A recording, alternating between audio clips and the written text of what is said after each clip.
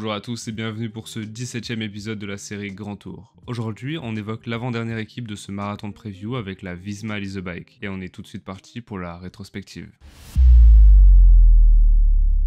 L'année 2023 de la Visma Lease a Bike, ex-Jumbo-Visma, restera dans la légende pour plusieurs raisons, notamment leur triplé historique Giro Tour Vuelta avec 3 coureurs différents. À l'aube de la saison 2024, les feux étaient donc au vert. Le projet Primož Roglič avait pris fin, mais de nombreux coureurs intéressants étaient venus gonfler un effectif déjà dense et puissant. Seulement, les événements vont prendre une toute autre tournure en 2024 pour la Visma Lease a Bike. Jusqu'au mois de mars, pourtant, les résultats de l'équipe néerlandaise étaient au beau fixe. Jan Tratnik a remporté l'Omloop et Wout van Aert Kuurne-Bruxelles-Kuurne lors du week-end d'ouverture. La densité de l'équipe sur les Flandriennes était très attendue et leurs résultats semblaient naturellement arriver. Quelques semaines plus tard, Matteo Jorgensen, recrue phare de l'intersaison précédente, a remporté Paris-Nice, sa première course par étape au niveau World Tour. Parallèlement, le double tenant du titre du Tour de France, Jonas Vingegaard, remportait quant à lui Tirreno Adriatico avec une aisance impressionnante. Seulement, 2 graves chutes vont entraver cette dynamique et directement impacter la suite de la saison de l'équipe Visma. Premièrement, la chute de Wout van Aert sur À travers la Flandre. Je vous en ai déjà parlé dans l'épisode précédent concernant Jasper Stuyven, mais Van Aert va être l'un des coureurs les plus touchés. Il était déjà tombé sans gravité sur les routes de l'E3, mais cette chute veut mettre un terme à son printemps et à ses ambitions sur les monuments pavés. Matteo Jorgensen va remporter cette course au passage, une maigre consolation au vu de l'immense déception. L'autre tournant, c'est évidemment la chute de Jonas Vingegaard lors de la 4e étape du Tour du Pays Basque. Dans une descente, il va violemment heurter le fossé en béton. Il va rester immobile pendant de longues secondes avant que les médecins le prennent en charge. Bilan de l'opération, une fracture de la clavicule, de plusieurs côtes et un pneumothorax. De très lourdes blessures qui vont l'éloigner de la compétition pendant plus de 2 mois, l'empêchant de réaliser la moindre course de préparation avant le Tour de France. Au départ de celui-ci, le niveau de forme de Vingegaard était incertain. Il va pourtant réaliser 3 semaines de haut niveau en prenant en considération les mois qui ont précédé ce rendez-vous. Il va même réussir à remporter une étape au sprint devant Pogačar au Lioran après un retour impressionnant dans le final de l'étape. Mais la marche était cette fois-ci trop élevée et il finira 2e du classement général à Nice, loin de son plus grand adversaire Pogačar. Avant cette déconvenue relative sur le Tour de France, il y a eu le Tour d'Italie dans la difficulté. Olaf Koy a tout de même réussi à remporter une étape avant de quitter la course au matin de la 10e étape. Le leader pour le classement général était le jeune belge Kian Uijtdebroeks, mais il va lui aussi devoir quitter les routes du Giro au matin de la 11e étape à la suite d'une infection virale. Et puis pour finir cette année 2024 marquée par un cercle vicieux impressionnant, il faut que je vous parle du Tour d'Espagne. Une course que va dominer de la tête et des épaules Wout van Aert, remportant 3 succès d'étape en seulement 10 jours de course. Présent dans de nombreuses échappées et dans le final de chaque étape marquée par un sprint, il va porter le maillot par points et le maillot de meilleur grimpeur jusqu'à la 16e étape. Une journée où il va une nouvelle fois être à l'avant en direction des lacs de Covadonga. Malheureusement, dans une descente, il va lourdement chuter et se blesser gravement au genou. Cette nouvelle chute va mettre un terme à sa saison, qui aura été marquée par la malchance et les blessures malheureusement. Avec 32 victoires sur la saison, l'équipe Visma Lease a Bike enregistre son moins bon total depuis 2020. Le marché de l'été a alors été très important dans l'objectif de retrouver le top niveau en 2025.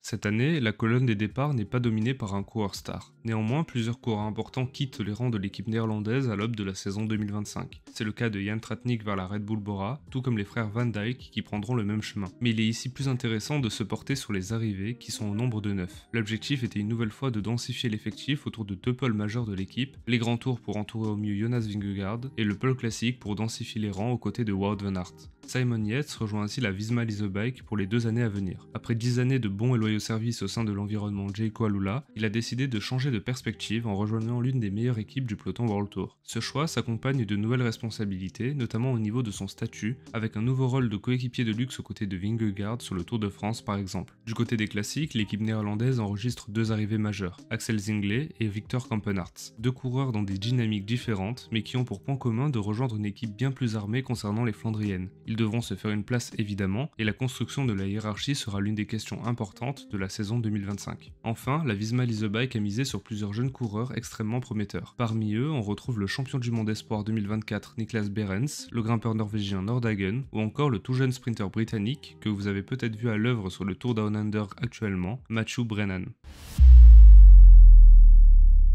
L'effectif pour la saison 2025 de la Visma Lease a Bike est évidemment extrêmement impressionnant. Avec leur renfort dont je viens de vous parler, chacun des pôles de l'équipe ont encore été densifiés, en commençant par le pôle Grand Tour. Celui-ci est en quelque sorte le nerf de la guerre dans une course à l'armement face à l'équipe UAE de Pogačar. Jonas Vingegaard en sera une nouvelle fois le leader, et autour de lui, il aura une véritable armada avec Simon Yates, Matteo Jorgensen ou encore Sepp Kuss. Sur le Giro, le leadership sera assuré par Simon Yates. À ses côtés, Wout van Aert disputera pour la première fois le Tour d'Italie, avant de faire partie du collectif autour de Vingegaard Vingegaard sur le Tour de France. Le Danois doublera quant à lui avec le Tour d'Espagne en fin de saison. Parlons du pole classique à présent. Il est tout bonnement spectaculaire. Van Aert en sera le leader évidemment, mais autour de lui, on retrouvera des coureurs qui pourraient être leaders dans n'importe quelle autre équipe du peloton. C'est le cas de Jorgensen, de Victor Kampenaerts, d'Axel Zinglet, les nouvelles recrues, mais aussi Christophe Laporte et Tish Benoot pour ne citer que. Et puis, concernant le pole sprint, l'équipe Visma n'a pas à s'en faire. Avec Olaf Koy comme chef de file, la formation néerlandaise pèsera également dans ce domaine en 2025. Le sprinter de 23 ans devrait une nouvelle fois participer au Giro. Il faudra également compter sur Van Aert pour décrocher plusieurs succès dans des arrivées massives. Enfin, Mathieu Brennan sera à suivre cette année au vu de ses performances actuelles sur le Tour Down Under.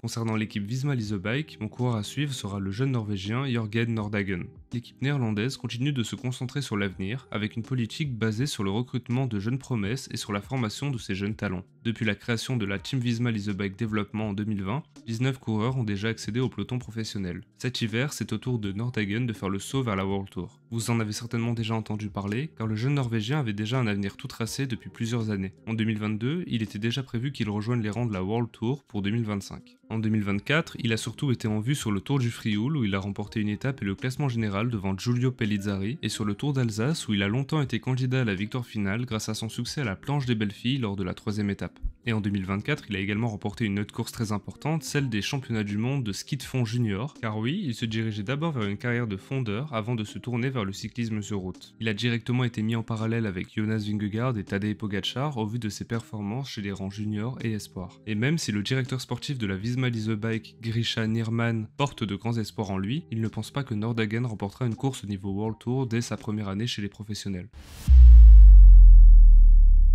Passons à présent à la section pronostic. Pour la saison 2025, ces derniers concernant la Visma Lease a Bike seront évidemment très élevés compte tenu de la densité de talents présents au sein de l'effectif. Je vais commencer par un point sensible, la Visma Lease a Bike et les monuments. Depuis 2020, l'équipe néerlandaise n'en a remporté aucun, un constat qui fait tâche dans une vision globale. Wout van Aert est passé proche à plusieurs reprises sans réussir à lever les bras. En 2025, ce dernier ne participera pas à Milan-San Remo, une course qui lui correspond pourtant parfaitement. Sur le rond des Paris-Roubaix, Van Aert sera l'un des favoris, mais la concurrence est importante. De plus, la concurrence se trouvera également en interne, avec de nombreux coureurs qui souhaiteront bien performer sur ces courses. L'autre questionnement concerne les grands tours. Simon Yates aura une belle chance de briller sur le Giro. Quant au Tour de France et la Vuelta, on aura le droit à 2 affrontements entre Pogačar et Vingegaard. Et je pense qu'avec une préparation sans embûche, le Danois pourrait en remporter au moins l'une d'entre elles. Ce 17e et avant-dernier épisode de Grand Tour touche à sa fin, j'espère que celui-ci vous aura plu. On se retrouve samedi 17h pour le dernier épisode concernant l'équipe UAE Team Emirates. Et d'ici là, à bientôt!